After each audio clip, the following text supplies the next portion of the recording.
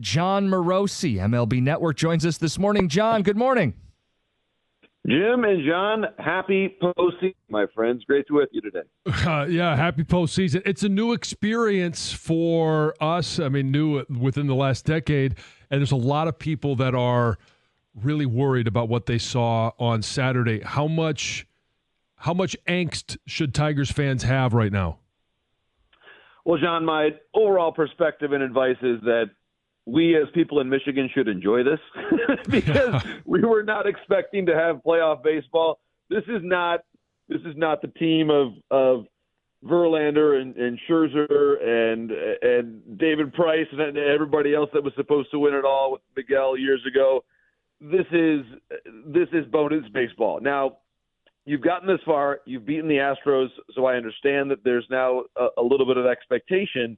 You've also got the best pitcher in the world on the mound.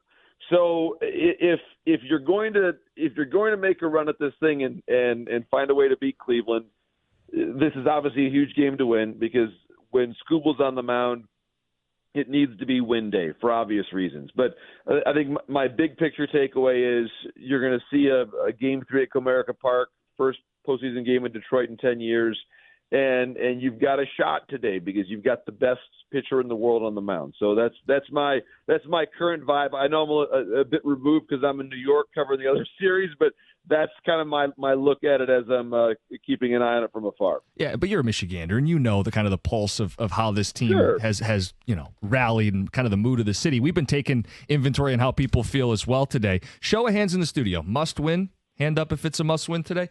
Yes. Everybody's got their hand up. John, you agree?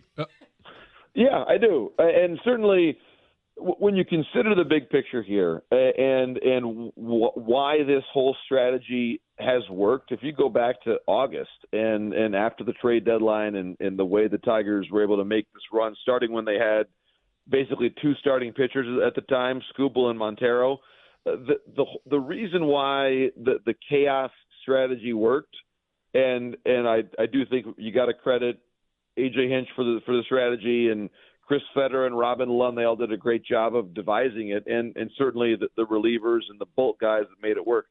The only reason why the chaos worked is because of Skubal.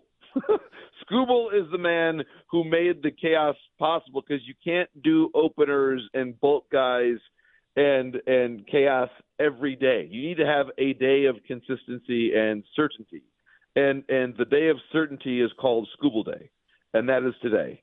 So I think for that reason, the only way the overall pitching plan works is if Tarek wins the game today. And certainly there is a scenario in which he's able to pitch again in this series. You could start Game 5 on regular rest. So, but the only way that the math works is if Skubal wins. So I agree. Today is certainly a must day. From afar, now I know that you're well connected to Detroit, but in the baseball world, with where the Tigers are, okay, Skubal, we know going to the mound that you're going to get a good performance, and we have that confidence. At the plate, how much confidence do you have that the Tiger bats can even give him 1, 2, or whatever it is in terms of run support? Well, I certainly think it's similar to what you saw against the left-hander they faced in Framber Valdez in the Houston series. That was a low-scoring game, and it worked out because obviously the bullpen held late, and that was, I think, a very key way. It's a bit of a template on how they're going to approach this game today. And I guess if you're looking at the bright side, there's no potential pitcher in this entire postseason unless they face the Dodgers in the World Series and face Flaherty. There's nobody that they know better than Matthew Boyd. Nobody. I mean, in terms of having a good book of how to approach him, and Matthew's done a fantastic job coming back to Cleveland. He's been one of their better starting pitchers since he's joined them, and I'm just personally thrilled for him because he's such a great gentleman, and he did so much for Detroit, and just he's a great citizen of the world as far as I'm concerned. So he's an easy guy to root for, but as A.J. Hinch said yesterday, he sort of set that aside for a few hours and compete like heck when he's on the mound against you. But they're going to know what to do here.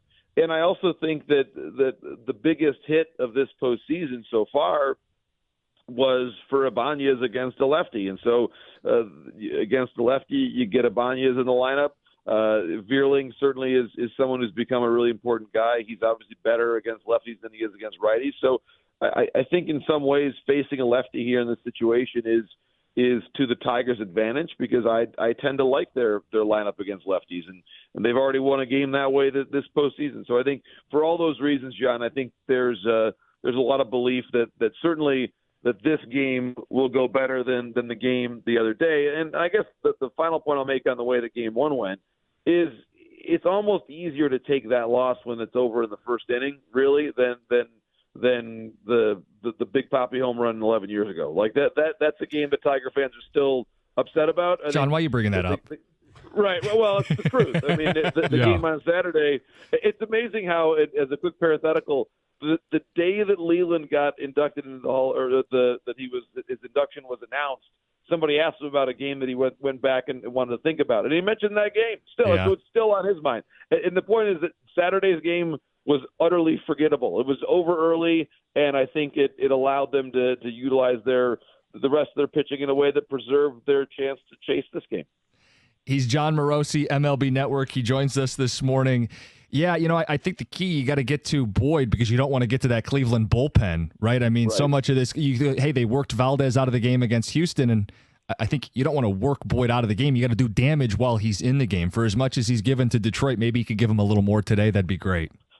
Well, Jim, that is an excellent point, just about the difference. I do think the Guardians have arguably the best bullpen in baseball this season, and certainly the most dominant reliever, I would say, in the entire sport right now in Class A. So when he's entering the game, it almost feels like a little bit like Rivera from years ago, where it's just the game's over effectively.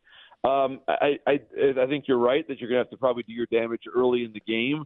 And I do think overall with the Tigers, their bullpen, they had to get a little creative at different times. I think even in the second game against Houston, obviously it got away from them from a little bit. But I think by the way that the first game unfolded, you've got all your best guys there and available to you. That nobody's really taxed right now.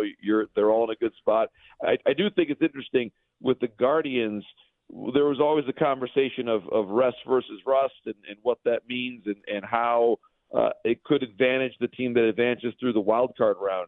I do think in this case, Jim and John, that the Guardians were so dependent on their bullpen during the course of the whole season, and Stephen Vogt went to them so often, that they were maybe the rare team that really benefited from having all that time off, because those bullpen guys really did a lot. And I think we even saw on Saturday just how good and how deep that bullpen is. How is Detroit viewed? And what's the perception of what they've been able to do, in the last 2 months of the season, winning the wild card round? What's that perception around Major League Baseball right now? Well, it's interesting for me. So obviously, still living in Michigan, but traveling a lot.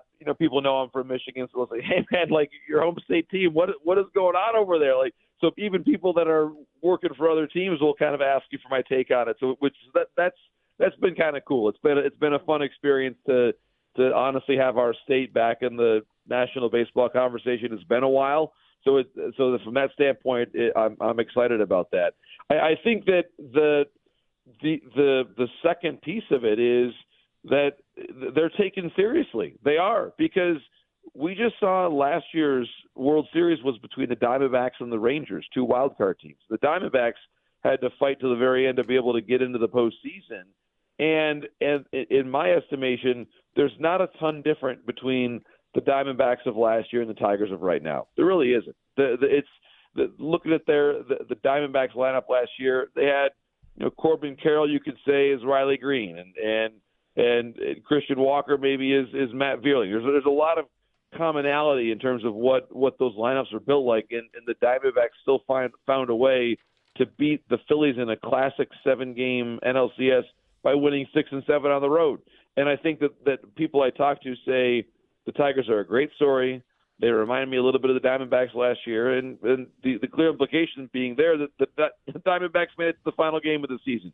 So now that you're in it, now that you're this far, there's no reason to feel like you don't belong. I think the Tigers do feel like they belong, And the thing I love too about it, John, is the way they're playing. Is the homegrown nature of the team, the continuity there. They play a little like a college team that's having a lot of fun together.